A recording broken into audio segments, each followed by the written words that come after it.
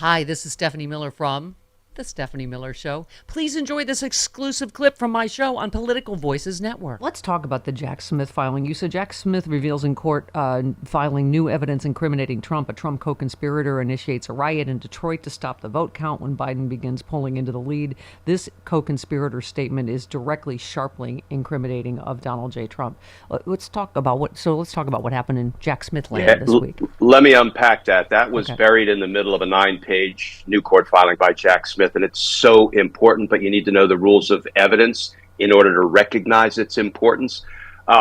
There was a revelation in that court filing that essentially two Trump co-conspirators, he only called one of them a co-conspirator. He called them a Trump campaign employee and a Trump lawyer who had feet on the ground out in Detroit during the election efforts. And they were texting back and forth when it looked like the Michigan election was trending for Joe Biden. The Trump co-conspirator and the Trump lawyer texted back and forth, looks like we need to get a riot started here to delay the count. That I'm teasing out what they said. They didn't use those exact words, but that's where they were communicating. The reason it's so important, Steph, those statements, people might say that wasn't Donald Trump talking. Yes, it was, because co-conspirator statements that are made during the course of and in furtherance of the conspiracy are admissible against all of the co-conspirators. So when Jack Smith said one of the people texting that was a Trump co-conspirator, that means those statements are admissible at trial against Donald Trump. That kind of evidence is devastating. This is the one that made me happy clappy. You tweeted, given the reach of co-conspirator liability and the miscibility of co-conspirator statements against all members of the conspiracy, once in trial, Trump won't know what hit him. Convictions are coming because #justice matters. If I forgot that last part, it's right behind you in giant letters.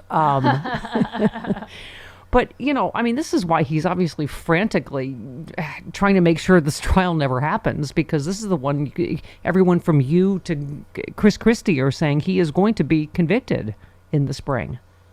He is, because, once you apply the rule of evidence to everything that we have learned, all of Donald Trump's BS about fill in the blank magically or telepathically declassifying documents and blah, blah, blah. None of that is admissible in court. And Donald Trump may or may not know that, but every single confession he's ever uttered is admissible against him because it's what the rules of evidence call a statement of a party opponent. So this will be a very lopsided affair once you apply the rules of evidence. And that's why I say Donald Trump will be convicted. I'll bet the full buck on it. That's my betting limit. But the challenge for us, Steph, is getting him to trial, because we just had an alarming assertion by his attorneys that basically, we think we're going to decide all legal issues on our own and we may not follow court orders anymore. Yeah. That is them testing the waters about whether they can ignore the judiciary. Spoiler alert, they can't. Yeah. Well, let's talk about Fani Willis, because I love her. But you recently said we're forever talking about we need to prove Donald Trump's criminal intent. I only wish I had 1/100th of the amount of evidence in the cases I prosecuted of criminal intent. You were commenting on the report that Pence is on Georgia prosecutors' witness list. I love the story that Trump lawyers put on notice by Fani Willis in a fiery private email exchange. I mean, she ain't playing, as you like to say, right? No, and I was so glad. I was not surprised, but I was glad to see Mike Pence pop up on the prosecution witness list as a witness down in Georgia that will be called by Fani Willis and her team. And the reason that's so important is because we are forever talking about, oh my goodness, we have to prove Donald Trump's criminal intent. It's so hard to do. No, it's not. No, it's not. Mike Pence will testify that when he said, look, Mr. President, I'm not joining your corrupt scheme. I'm not going to walk into the Capitol on January 6th and refuse to certify the vote, at which point Donald Trump said to him, Mike, you know what your problem is? You're too honest. That gives us a direct look into Donald Trump's mind. Yep. Not close one eye in case you're, worried about going blind. But it gives us a direct look into Donald Trump's mind. And he knew, he was announcing with those words that what he was urging Mike Pence to do required dishonesty. That is what we call criminal intent. Other than talking to you every week, this paragraph made me the happiest. In a series of private emails between Fani Willis and attorneys for Trump, the Georgia prosecutor assured the former president's legal team that she expects to put their client in prison despite their best efforts. One exchange, Willis wrote to Trump's lawyers, "We have a long road ahead. Long after these folks are in jail, we will still be practicing law." The exchange reaffirms Willis has no intention of working out a plea bargain in Trump's racketeering trial. Willis has, by the way, Hugo Lowell, who you know on MSNBC, said Willis has evidence, quote, the federal D.C. indictments did not have. Willis was responding to accusations made by the Trump team about her professionalism, and she said, "No one placed me here. I have assumed this title, and I've earned this title. Excuse me. I've never practiced law by hiding the ball. I've always enjoyed beating folks by making sure they have the entire file." So, wow. What does that mean that she has evidence that the federal D.C. indictment does not have? According to Hugo. Well, I mean, in many ways, the scope of her prosecution is much broader than the scope of the Trump. In D.C., Trump is the only one indicted. In Georgia, 19 criminals, co-conspirators are indicted. 4 have already pleaded guilty and flipped and agreed to cooperate. And, she did an investigation that included, for example, fake electors in other states. So it is a very broad, sweeping case, and we don't know everything she has because it hasn't been disclosed to us. But I take, they're kind of sending the signal to her, why don't you just sit down and be quiet? And she's like, no, not only will I not sit down and be quiet, I will send your client to prison and I will be practicing law long after that. Bam. That is what we want from a prosecutor, without fear, without favor, 100 miles an hour in the direction of accountability and justice. Yeah. That is Fani Willis. Here's another Justice is Coming headline. Ex-police chief who spread January 6th conspiracy theory sentenced to 11 years in Capitol riot case. Yay. Former California police chief who called for the execution of Donald Trump's political enemies joined the U.S. Capitol attack and then spread conspiracies about that January 6th. 11 years in federal prison. Right. That's what needs to keep happening. Yes. Speaking of the politicization of the Justice Department, can we talk about this Hunter Biden being hit with new charges? I'm sorry, Glenn, but to me, if you want to smell what an actual witch hunt smells like, this is it.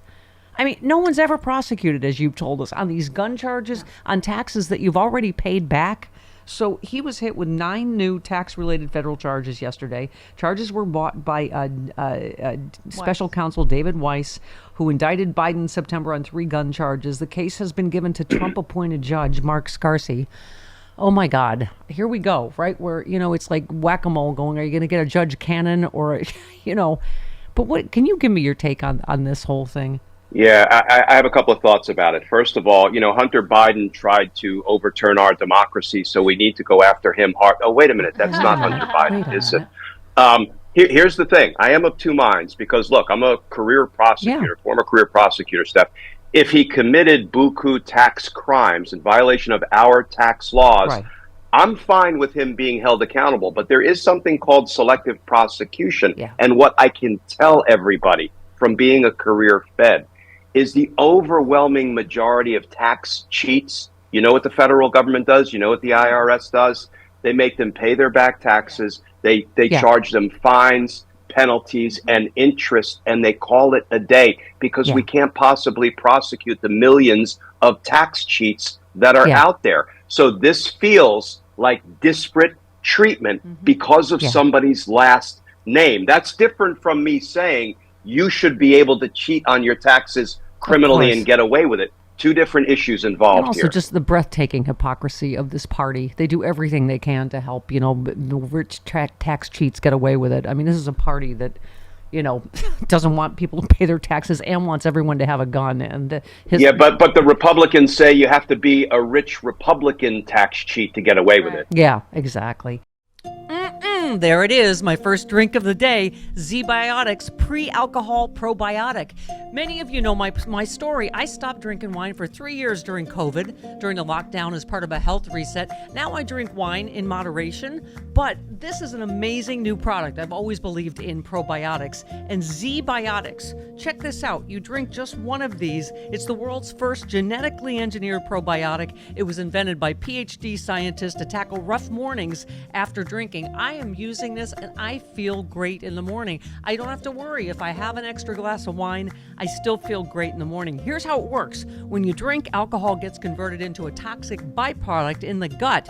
I've always had acid reflux problems. It is this byproduct, not dehydration, that's to blame for your rough next day. ZBiotics produces an enzyme to break this byproduct down. All I know is it works. It is ZBiotics Pre-Alcohol Probiotic. Go to zbiotics.com/politicalvoices or scan the QR code on the screen right now.